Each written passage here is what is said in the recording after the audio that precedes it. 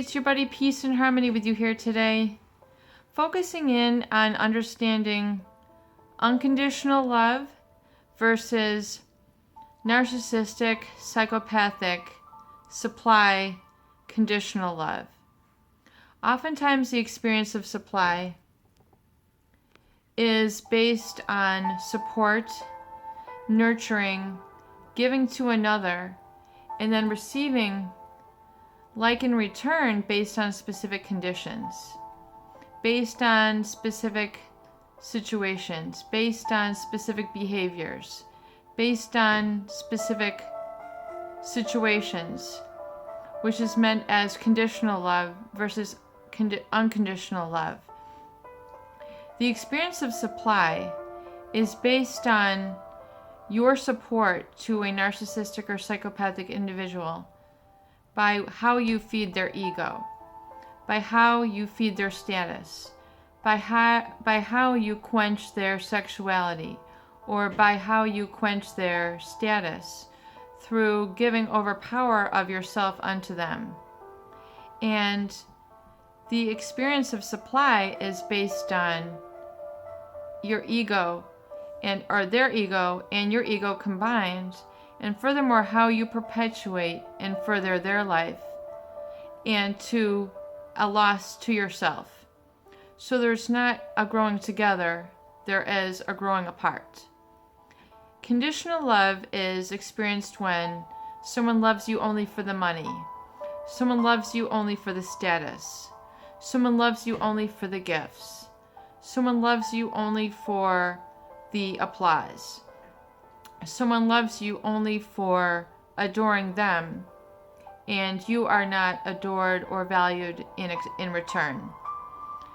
The experience of conditional love is based on loving you only when you're healthy, loving you only when you're happy, loving you only when things are going your way, loving you only when you wear a specific outfit, or when you provide a certain type of sex, or you're able to prepare their meal, or give something to them which is a condition which feeds their experience of narcissistic superiority while they devalue you, while they don't give you acknowledgement, support, and love in exchange.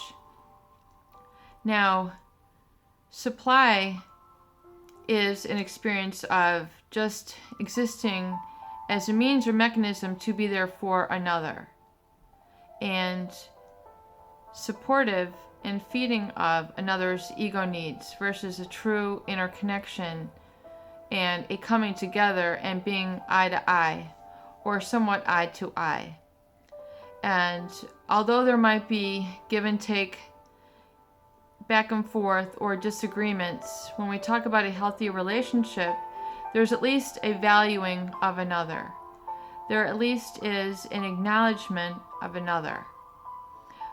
There might be criticism, there might be constructive criticism, there might be seeing the big picture and helping you where you can't help yourself, or helping you realize things which you couldn't have realized yourself. That is the value of relationships. It is the coming together of different perspectives which one gives value to the other, and is able to, the beauty of relationships is that one can see which you cannot see. One can feel which you yourself could not feel. One can acknowledge which you yourself could not acknowledge. And so they're able to bring you to that next level in your life and in relationships. And in the narcissistic or psychopathic, it's one directional, where it's all about them and then you are down.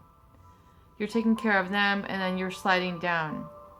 And there oftentimes is a feeling of feeling empty, a feeling of low energy, of being depleted after being with this person.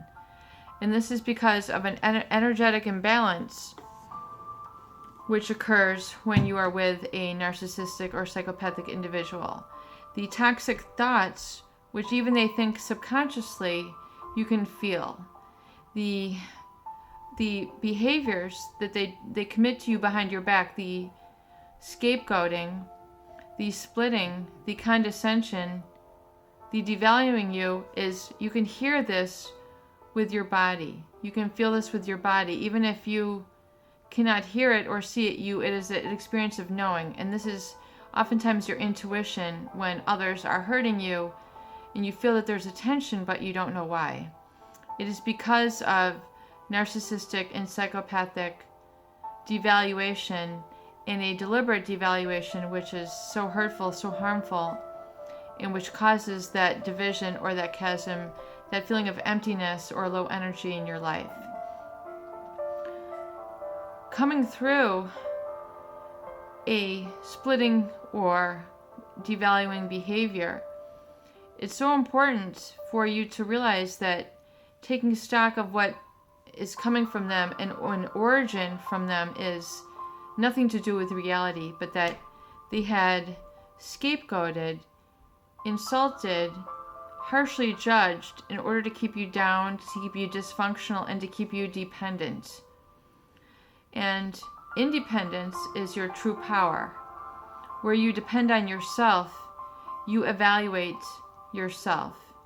You give self-evaluation based on realistic standards and what you set forth and then enforce for yourself moving forward. So if you've been devalued at the hands of a narcissistic or psychopathic abuser, someone who has been rude, ruthless, and rash in insulting you, humiliating you, making fun of you, realize that the origin is within them and has nothing to do with you. And allow it to fall off your back like a waterfall, or like they say, water off of a duck's back. And realize that the toxicity eventually will come back to them. And furthermore, act to purify your thoughts, your heart, and your belief in yourself. And do this on a consistent